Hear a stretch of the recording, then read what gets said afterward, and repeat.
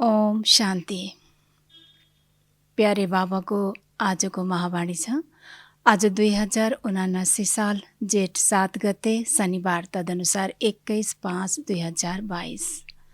बाबा भन्नुहुन्छ, मिठे बच्चे, श्रीमतमा कहिले मनमत नमिसाऊ। मनमतमा चल्नु भनेको आफ्नो तकदिरमा रेखा लगाउनु हो। बाबा भन्दै हुनुहुन्छ कि बाबा जो अहिले हामीलाई श्रीमत दिइराख्नु भएको छ, श्रेष्ठ ते श्रेष्ठ मत दिइराख्नु भएको छ, यसमा हामीले आफ्नो मनमतलाई मिसाउनु छैन। किनकि मनमतद्वारा परमतद्वारा नै द्वापरदेखि हामी तल झर्दै आयौँ। त्यसैले अहिले श्रीमत पाएर पनि फेरि हामी आफ्नो मनमत चलाउँछौँ, मनमतमा चल्छौँ भने हामीबाट श्रेष्ठ कर्म हुँदैन र आफ्नो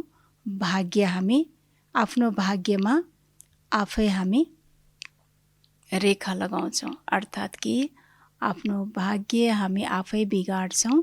त्यसैले बाबा भन्नुभयो कि श्रीमतमा नै चल्नु छ, मनमतमा होइन। प्रश्न छ, बच्चाहरूले बाबासँग कुन चाहिँ आशा राख्नु हुँदैन? बाबा सोध्दै हुनुहुन्छ कि हामी बच्चाहरूले अनेक आशा बाबासँग राख्छौँ, किनकि यो समय स्वयं भगवान पिताको रूपमा आउनु भएको छ र आशा त हुन्छ, तर बाबा भन्दै हुनुहुन्छ कि कुन चाहिँ आशा राख्नु हुँदैन। बाबाको उत्तर छ, कति बच्चाहरूले भन्छन्, बाबा मेरो बिमारीलाई ठिक पारिदिनु, केही कृपा गर्नुहोस्।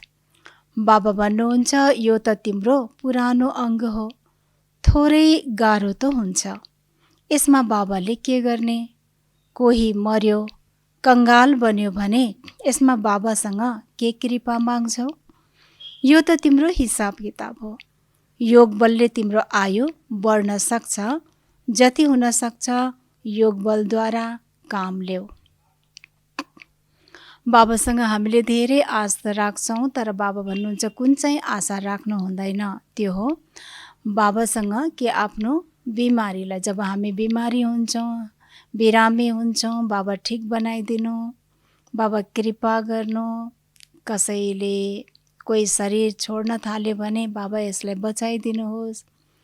फेरि धनमाल केही तलमाथि भयो, कंगाल भयो भने बाबा कृपा गर्नुहोस्, मेरो धनलाई बढाइदिनुहोस्। बाबाले भन्नुहुन्छ यो कार्य गर्नको लागि बाबा आउनु भएको होइन। बाबा भन्नुहुन्छ यो त हाम्रो के छ, हिसाब किताब हो र यो हिसाब किताब चुक्ता त गर्नु नै छ। चुक्ता गर्दा केही न केही गाह्रो त भइहाल्छ। त्यसैले बाबा यसमा केही पनि गर्नुहुन्न, किनकि बाबा आउनु भएको छ मद्दत दिन, तर हिसाब किताब छ भने बाबा त्यसमा इन्टरफियर गर्नुहुन्न। जसले बनाएको त्यसैले सपार्नुपर्छ। त्यसैले हामीले बनाएको हिसाब किताबलाई हामीले नै चुक्ता गर्नुपर्छ। तर बाबा भन्नुहुन्छ ठिकै छ, गाह्रो छ भने के गर्नु? बाबाको याद गर्नु। योग बलले के हुन्छ? मद्दत मिल्छ। योग बलले आयु पनि बढ्छ। त्यसैले योग बलबाट नै हाम्रो जति पनि समस्या छ त्यो बिस्तारै समाधान हुन्छ। भले परिस्थिति आउँछ, नआउने होइन, हामीले हिसाब किताब चुक्ता गर्नुपर्छ, तर त्यति गाह्रोको फिल हुँदैन, त्यति कष्ट फिल हुँदैन, त्यति दुःखदायी हुँदैन। यसमा केही न केही मद्दत मिल्छ। त्यसैले बाबा भन्नुहुन्छ हिसाब किताब चुक्ता गर्नु आफै म केही गर्न सक्दिनँ, तर काम केले लिने हो? योग बलबाट। त्यसैले जति सक्छ बाबाको याद गर्नु छ। गीत छ, तूने रात गवाई सोके दिवस गवाया खाइके, हीरा जीवन अनमोल था कौडी बदले जाए। हैन, हीरा जस्तो जीवन हामीले पाएका छौँ। पहिला त जे भयो भयो, तर सङ्गम युगमा बाबा पाएर, भगवान पाएर, श्रीमत पाएर पनि हामी यदि दिनभरि हामी सुत्नमै गुमाउँछौँ, रातभरि दिनभरि खानमै, रातभरि सुत्नमै गुमाउँछौँ भने फेरि यो हीरा जस्तो अमूल्य सङ्गम युगको जीवन फेरि हामी गुमाउँछौँ। त्यसैले समयको महत्त्व छ, वर्तमान ध्यान दिनु छ। ओम शान्ति। बच्चाहरूलाई ओमको अर्थ त बताएको छु। यस्तो होइन ओम मतलब भगवान, ओम अर्थात अहम अर्थात आत्मा। म को हुँ, यी मेरा अङ्गहरू। बाबा पनि भन्नुहुन्छ अहम आत्मा तर म परम आत्मा हुँ, मतलब परमात्मा हुँ। उहाँ हुनुहुन्छ परमधाम निवासी परमपिता परमात्मा।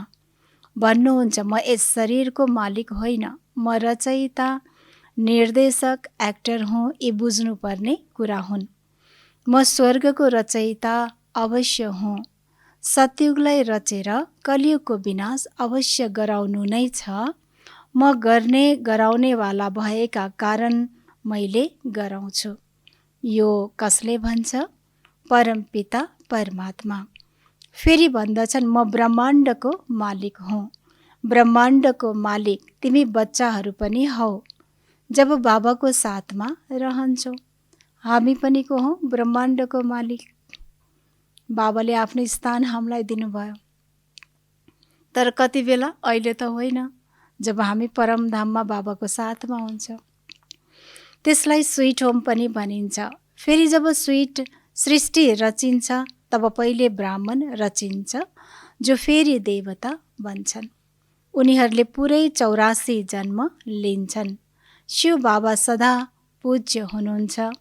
आत्मालाई त पुनर्जन्म लिनु नै छ, बाँकी 84 लाख त हुन सक्दैन।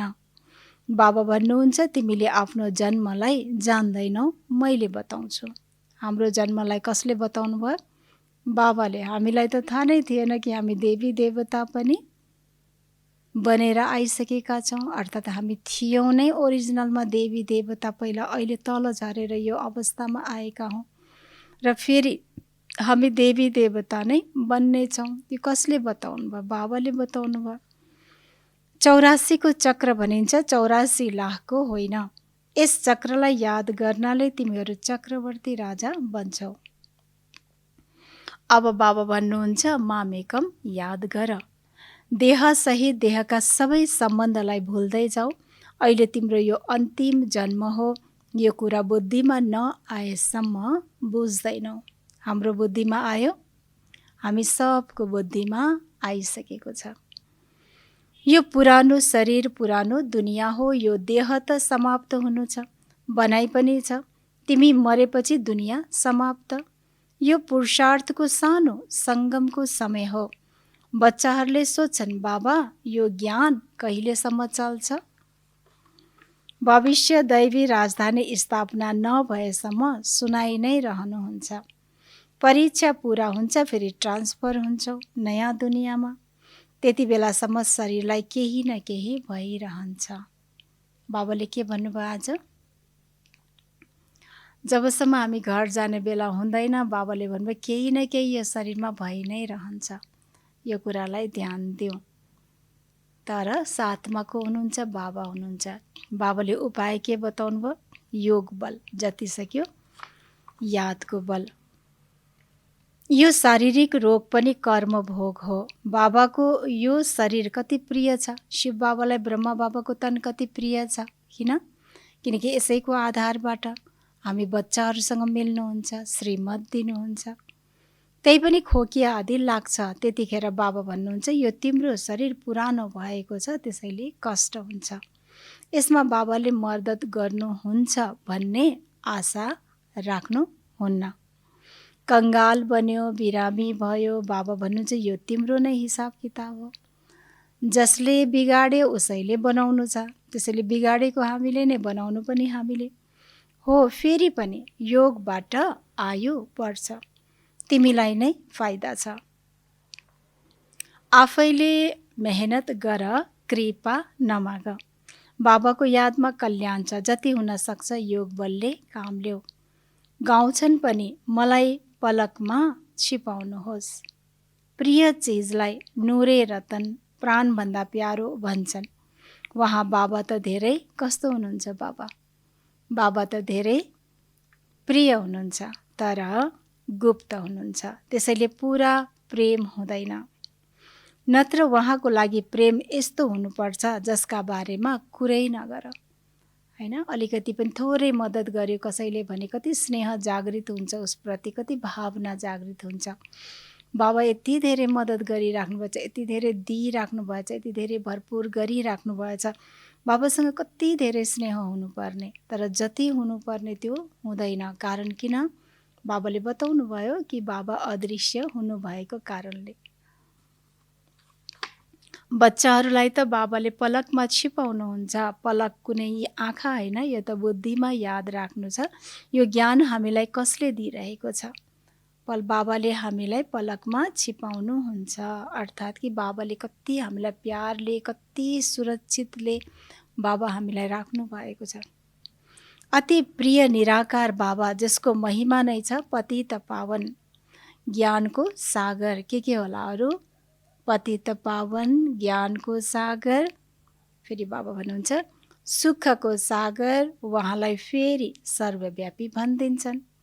त्यसो भए हर एक मनुष्य ज्ञानको सागर, सुखको सागर हुनुपर्ने हो, यदि सबैको भित्र छ सर्वव्यापी भनेपछि त। तर होइन, तर आत्मालाई आफ्नो अविनाशी पार्ट मिलेको छ। यी हुन् धेरै गुप्त कुराहरू। पहिले त बाबाको परिचय दिनु छ कसैलाई नयाँलाई। पारलौकिक बाबाले स्वर्गको रचना रच्नुहुन्छ। सतयुग सचखण्डमा देवी देवताहरूको राज्य हुन्छ। जुन नयाँ दुनियाँ बाबाले रच्नुहुन्छ, कसरी रच्नुहुन्छ त्यो तिमी बच्चाहरूले जान्दछौ। भन्नुहुन्छ म आउँछु नै पतितलाई पावन बनाउन। त्यसैले पति सृष्टिमा आएर पावन बनाउनु पर्छ। यी गायन पनि गर्छन् ब्रह्माद्वारा स्थापना। त्यसैले उहाँको मुखद्वारा ज्ञान सुनाउनुहुन्छ र श्रेष्ठ कर्म सिकाउनुहुन्छ। बच्चाहरूलाई भन्नुहुन्छ मैले तिमीलाई यस्तो कर्म सिकाउँछु जस कारण त्यहाँ तिम्रो कर्म विकर्म हुँदैन, किनकि त्यहाँ माया नै हुँदैन। त्यसैले तिम्रो कर्म अकर्म बन्छ, न पाप न पुण्य। यहाँ माया छ, त्यसैले कस्तो हुन्छ हाम्रो कर्म? तिम्रो कर्म विकर्म नै बन्छ। मायाको राज्यमा जे जति गर्छौ उल्टो नै गर्छौ। अब बाबा भन्नुहुन्छ म द्वारा तिमीले सबै कुरा जान्दछौ। उनीहरूले साधना आदि गर्छन् परमात्मासँग मिल्नको लागि। अनेक प्रकारका हठयोग आदि सिकाउँछन्। यहाँ त बस एक बाबालाई याद गर्नु छ। मुखले शिव शिव पनि भन्नु पर्छ? भन्नु छैन। यो बुद्धिको यात्रा हो। जति याद गर्छौ त्यति रुद्रमालाको दाना बन्छौ, बाबाको नजिक आउँछौ। शिव बाबाको गलाको हार बन्नु वा रुद्रमालामा नजिक आउनु त्यसको दौड छ। चार्ट राख्नु छ, जस कारण अन्तमति स्वगति हुन्छ। देह पनि याद नआओस् यस्तो अवस्था चाहिन्छ। स्वयंको देह पनि याद नआओस् बाबा भन्नुहुन्छ। अरूको त कुरै छोड्देऊ।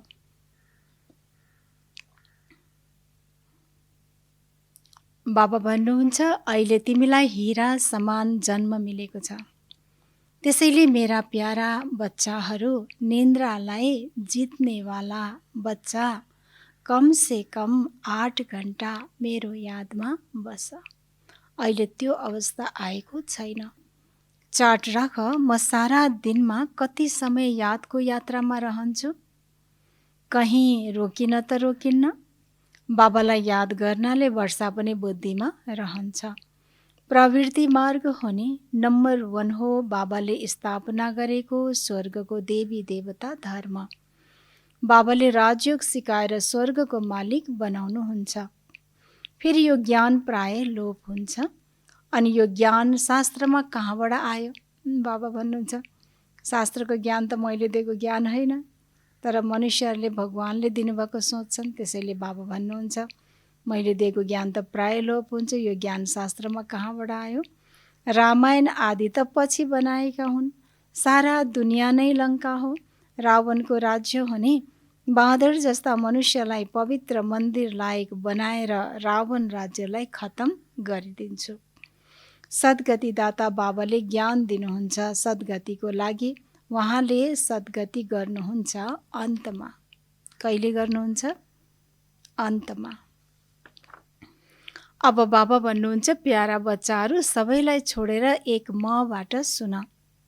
म को हुँ पहिले यो निश्चय हुनुपर्छ। म तिम्रो उही बाबा हुँ। बाबा आफै परिचय दिँदै हुनुहुन्छ। मैले तिमीलाई फेरि सबै वेद शास्त्रको सार सुनाउँछु। यो ज्ञान त बाबाले सन्मुख दिनुहुन्छ, फेरि त विनाश हुन्छ। जब द्वापरमा फेरि खोजी गर्छन् अनि त्यही गीता शास्त्र आदि निस्किन्छ। भक्ति मार्गको लागि अवश्य त्यही सामग्री चाहिन्छ जो अहिले तिमीले देखेका छौ। अरूको ज्ञान त परम्परादेखि चल्दै आउँछ, यो ज्ञान त यहाँ नै खत्तम हुन्छ। बाबा भन्नुहुन्छ, पछि जब खोजी गर्छन् तब यिनै शास्त्र आदि हात पर्छन्, त्यसैले यिनलाई अनादि भनिदिन्छन्। द्वापरमा सबै तिनै शास्त्र निस्किन्छन्, तब त म आएर फेरि सबैको सार सुनाउँछु। फेरि तिनै रिपिट हुन्छन्।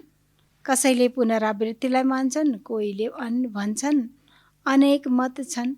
विश्वको इतिहास भूगोल त तिमी बच्चाहरूले नै जान्दछौ, अरू कसैले जान्न सक्दैन। उनीहरूले कल्पको आयु लाखौं वर्ष बनाइदिएका छन्। यस्तो पनि धेरैले भन्छन् महाभारत युद्ध भएको 5000 वर्ष भयो, यो फेरि त्यही लडाईँ हो। कतिले त यस्तो पनि भन्छन्, कतै कतै मनमा आउँछ। त्यसैले अवश्य गीताको भगवान पनि हुनुहुन्छ। यदि कृष्ण हो भने उनी फेरि मयूर मुकुटधारी हुनुपर्छ। अब यो दुनियाँमा त त्यस्तो हुँदैन। कृष्ण त सत्युगमा नै हुन्छन्। तिनै कृष्ण त अहिले हुन सक्दैन। यिनको अर्को जन्ममा पनि तिनै कला रहँदैन। पहिलो जन्ममा 16 कला, बाबन दोस्रो जन्ममा पनि त्यति पुरा कला हुँदैन भने अहिले त कहाँ हुनु अन्तिममा। कृष्ण जो पहिलो नम्बरमा 16 कला सम्पूर्ण छन्, उनको त पुनर्जन्मद्वारा थोरै थोरै कला कम्ती हुँदै जान्छ। यो धेरै गहन रहस्य हो। बाबा भन्नुहुन्छ, यस्तो होइन हिँडेर डुलेर घुमेर समय बिताऊ। यो कमाइको समय हो, किनकि बीज रोप्ने समय भनेको अहिले नै हो। हामी हेर्छौँ खेतीबारीमा पनि बीज रोप्ने समयमा हामी त्यो बीजलाई खाइदियौँ भने के छ, वर्षभरि भोकै बस्नुपर्छ। त्यति बरु अलिकति भोक सहेर पनि बीजलाई जोगाएर राखेर रोप्यौँ भने वर्षभरि खान पुग्छ। त्यस्तै अहिले सङ्गम युग भनेको बीज रोप्ने समय हो, कर्मको, श्रेष्ठ कर्मको, संस्कारको। त्यसैले यो समयमा हामी बीज रोप्छौँ, भले अलिकति मेहनत गरेर, निन्द्रा त्यागेर, भोक त्यागेर, तर पनि समय निकालेर बाबा भन्नुहुन्छ फेरि हामीलाई अनेक जन्म हामी सुख पाउँछौँ। त्यसैले यो समयको महत्त्व, पुरुषार्थको महत्त्व बाबा भन्नुहुन्छ, यो कमाइको समय हो। जसका पासमा धन धेरै छन् उसले सम्झन्छन् हाम्रो लागि यहाँ नै स्वर्ग छ। बाबा भन्नुहुन्छ, बधाई छ तिमीलाई तिम्रो यस स्वर्गको लागि। बाबा त गरिब निवाज हुनुहुन्छ, यति भएको सुखलाई नै स्वर्ग ठान्छन्। स्वर्ग कस्तो हुन्छ त्यसको स्वादै छैन। गरिबलाई दान दिनुहुन्छ, गरिबलाई समर्पण हुन सहज हुन्छ। हो, कोही धनवान बिरलै निस्कन्छन्। यो धेरै बुझ्नुपर्ने कुरा हो। देहको भान पनि छोड्नु छ, यो दुनियाँ नै खत्तम हुनु छ। फेरि हामी बाबाको पासमा जान्छौँ, सृष्टि नयाँ बन्छ। कोही एडभान्समा पनि जान्छन्। श्रीकृष्णको मातापिता पनि त एडभान्समा जानुपर्छ, जसले फेरि कृष्णलाई गोद लिन्छन्। कृष्णबाट नै सत्युग सुरु हुन्छ। यो धेरै गहन कुरा हो, यो त बुझ्नुपर्ने कुरा हो। को मातापिता बन्छन्? बाबा सोध्दै हुनुहुन्छ, श्रीकृष्णको मातापिता को बन्छन्? सेकेन्ड नम्बरमा आउने लायक को छन्? सेवाद्वारा पनि तिमीले बुझ्न सक्छौ। भाग्यका कारण पनि कोही छलाङ लगाएर अगाडि आउँछन्। यस्तो भइरहेको छ, पछि आएकाले धेरै राम्रो सेवा गरिरहेका छन्। बाबा भन्नुहुन्छ, लास्ट फास्ट पनि हुन्छ। रूप बसन्त, तिमी बच्चाहरू हौ, बाबालाई पनि बसन्त भनिन्छ। हुन त तारा हुनुहुन्छ, ज्ञानी योगी। बाबा पनि के हुनुहुन्छ? ज्ञानको सागर। यति धेरै हुनुहुन्न। परम आत्मा मतलब परमात्मा। आत्माको रूप कुनै ठुलो हुँदैन, तर मनुष्य नअल्मल्याउन् भनेर ठुलो रूप देखाएको हो। उच्चभन्दा उच्च शिव बाबा हुनुहुन्छ। फेरि छन्, त्यसपछि को छन्? ब्रह्मा, विष्णु, शङ्कर। ब्रह्मा पनि व्यक्तबाट अव्यक्त बन्छन्, अरू कुनै चित्र छैन। विष्णुका 2 रूप लक्ष्मी नारायण बन्छन्। शङ्करको पाठ सूक्ष्म वतनमा छ, न सतयुगमा छ शङ्करको पाठ, न सङ्गममा छ। यहाँ स्थूल सृष्टिमा आएर पाठ खेल्नुहुन्न, न पार्वतीलाई अमर कथा सुनाउनुहुन्छ। बाबाले के भन्नुभयो? न शङ्कर नै छ, न शङ्करले कुनै पार्वतीलाई अमर कथा सुनाउँछ। यहाँ वास्तवमा अमर कथा कसले कसलाई सुनाउँदै हुनुहुन्छ? अमर शिव बाबाले अमर हामी बच्चाहरूलाई, आत्मालाई टाइटल के दिनुभयो बाबाले? पार्वती, अर्थात् जो पार वतनमा रहनेवाला। पार्वती उनै हो जो पार वतनमा सदा परमधाम बाबाको पासमा जसले बुद्धि लगाइराख्छ। को हुन् ती सबै? हजुरहरू नै हुनुहुन्छ, हामी सबै हौँ। त्यसैले बाबा भन्नुहुन्छ यी सबै भक्ति मार्गका कथाहरू हुन्। यी शास्त्र फेरि पनि निस्किन्छन्, तिनमा केही आँटामा नुन जति सत्य छ। जसरी श्रीमद् भागवत गीता अक्षर सही छ, फेरि भन्छन् श्री कृष्ण भगवान वाच। अब यो त सत्य भएन, यो बिल्कुल गलत हो। देवताहरूको महिमा अलग, उच्चभन्दा उच्च हुनुहुन्छ नै परमपिता परमात्मा, जसलाई सबैले याद गर्छन्। उहाँको महिमा अलग छ। सबै एक कसरी हुन सक्छन्?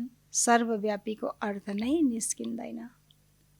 बाबा भन्नुहुन्छ सर्वव्यापीको अर्थ केही मतलबै छैन। तिमी हौ, बाबा हामीलाई के टाइटल दिनुहुन्छ आज? तिमी हौ रुहानी मुक्ति सेना। को हौ हामी? रुहानी मुक्ति सेना। तर कस्तो छौ? गुप्त छौ। स्थूल हतियार आदि त हुन सक्दैन। यो ज्ञानको बाण, ज्ञान कटारीको कुरा हो। मेहनत छ पवित्रतामा। बाबासँग पुरा प्रतिज्ञा गर्नु छ, बाबा म पवित्र बनेर स्वर्गको वर्षा अवश्य लिन्छु। वर्षा बच्चाहरूलाई नै मिल्छ। बाबा आएर आशीर्वाद दिनुहुन्छ। माया रावणले त श्रापित गर्छ। त्यसैले यस्ता मोस्ट वेलवेट बाबासँग के हुनुपर्छ? के हुनुपर्छ? हाम्रो कति बाबा हुन्छ प्रेम हुनुपर्ने हो। बच्चाहरूको निष्काम सेवा गर्नुहुन्छ। पति दुनियाँ पति शरीरमा आएर तिमी बच्चाहरूलाई हिरा समान बनाएर निर्वाण धाममा बस्नुहुन्छ। यस समयमा तिमीहरू सबैको वानप्रस्थ अवस्था हो। त्यसैले बाबा आउनुभएको छ सबैको ज्योति जगाउन, अनि सबै मिठा बन्छन्। बाबा जस्तै मिठो बन्नु छ। गाउँछन् पनि कितना मिठा कितना प्यारा शिव भोला भगवान। तर बाबाले कति निरङ्कारितासँग तिमी बच्चाहरूको सेवा गर्नुहुन्छ। तिमी बच्चाहरूले पनि यति रिटर्न सर्भिस गर्नुपर्छ। यो हस्पिटल कम युनिभर्सिटी त घर घरमा हुनुपर्छ। घर घरमा, किनकि घर घरमा के छ? घर घरमै रोगी छन् आत्मा, घर घरमै अशिक्षित छन्, स्वयंलाई चिनेका छैन, पितालाई चिनेका छैन। त्यसैले बाबा भन्नु चाहिँ त घर घरमा खोल्नुपर्छ। जसरी घर घरमा मन्दिर बनाउँछन् हैन, सबैको घरमा हुन्छ नि मन्दिर अर्थात् पूजा कोठा। तिमी बच्चीहरूले 21 जन्मको लागि स्वास्थ्य सम्पत्ति दिन्छौ श्रीमत अनुसार। तिमी बच्चाहरू पनि श्रीमतमा चल्नु छ। कहीँ आफ्नो मत देखायो भने भाग्यको रेखा मेटिन्छ। कसैलाई दुःख नदेऊ। जसरी महारथी बच्चाहरूले सेवा गरिरहेका छन् त्यसरी नै फलो गर्नु छ। तख्त नसिन बन्ने पुरुषार्थ गर्नु छ। यस्तो किसिमको पुरुषार्थ बाबा भन्नुहुन्छ तख्त नसिन बन। अच्छा, मीठे मीठे सिकिलदे बच्चाहरूप्रति मात पिता बाप दादाको याद प्यार एवं गुड मर्निङ। रुहानी बाबाको रुहानी बच्चाहरूलाई नमस्ते। हामी रुहानी बच्चाहरूको रुहानी बाप दादालाई याद प्यार गुड मर्निङ नमस्ते बाबा नमस्ते। बाबा धारणामा बताउनुहुन्छ बाबा समान निरङ्कारी बनेर सेवा गर्नु छ। बाबाको जुन सेवा लिइरहेका छौ त्यसको दिलदेखि रिटर्न दिनु छ, धेरै मिठो बन्नु छ।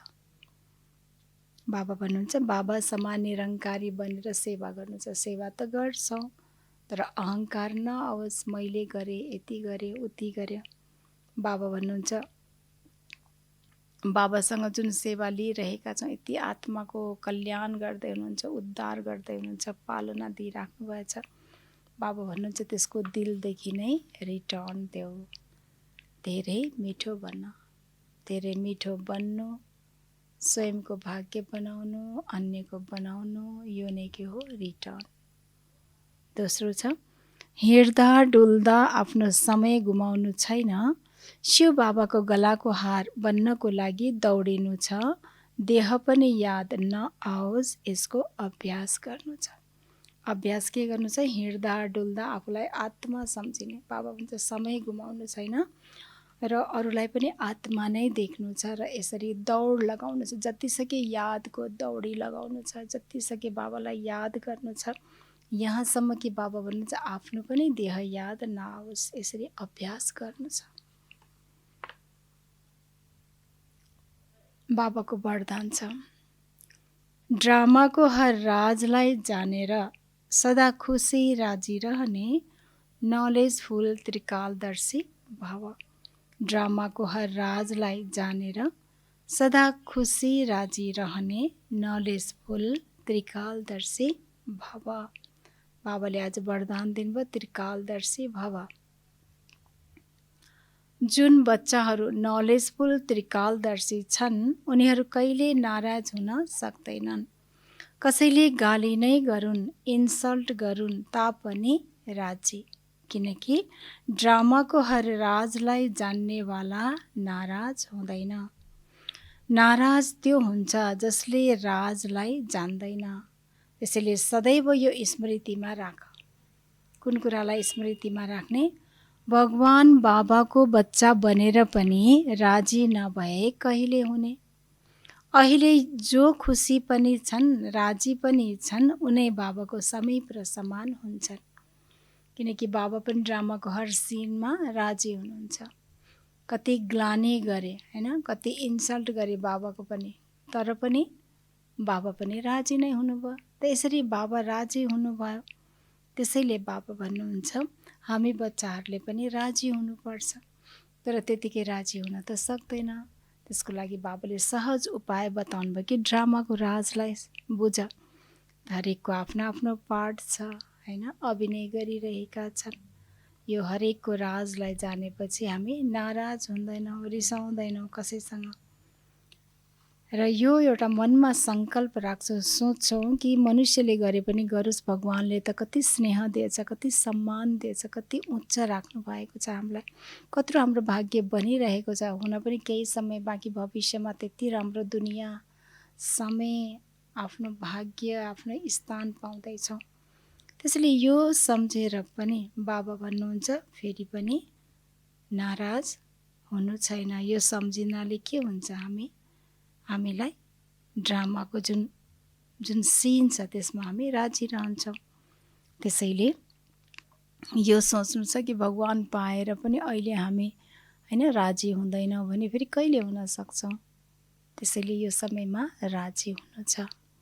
सबै राजी हुनुहुन्छ। स्लोगन जो व्यर्थदेखि इनोसेन्ट अविद्या रहन्छ उही सच्चा सच्चा सेन्ट महात्मा हो। सबैजना को हुनुहुन्छ? को बसेर मोडले सुनिराख्नु भएछ? महात्मा अर्थात् महान आत्माहरू। त बाबा भन्नुहुन्छ यो बन्नको लागि के गर्नुपर्छ? व्यर्थदेखि इनोसेन्ट हैन, व्यर्थको कुनै ज्ञानै छैन। व्यर्थ भनेको के हो थाहै छैन। बस बाबाको ज्ञानको मनन चिन्तन, बाबाको याद, यसमै हाम्रो पुरा समय गइरहेको छ, फुर्सद नै छैन। त्यसैले जब बाबाको याद, ज्ञानको मनन चिन्तन, शुभ भावना, शुभकामना राख्ने बित्तिकै व्यर्थ त गयो हैन। बत्ती जलाउने बित्तिकै, बाल्ने बित्तिकै अँध्यारो त गयो। त्यसैले बाबा भन्नुहुन्छ व्यर्थदेखि इनोसेन्ट रहन्छौँ भने सच्चा सच्चा सेन्ट बन्छौँ। हामी सबै महान आत्माहरू, हजुरहरू सबै महान आत्माहरू जो व्यर्थबाट इनोसेन्ट हुनुहुन्छ, किनकि ज्ञानको मनन चिन्तनमै हामीलाई फुर्सद छैन, बाबाको यादमै फुर्सद छैन।